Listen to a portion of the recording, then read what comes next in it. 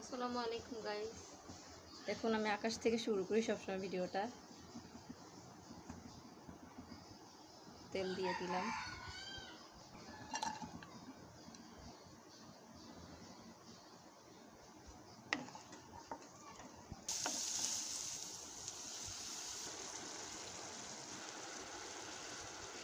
ধনিয়ার গুঁড়া, হলুদের গুঁড়া, এবার দিলাম মরিচের গুঁড়া, দিয়ে দিলাম টমেটো,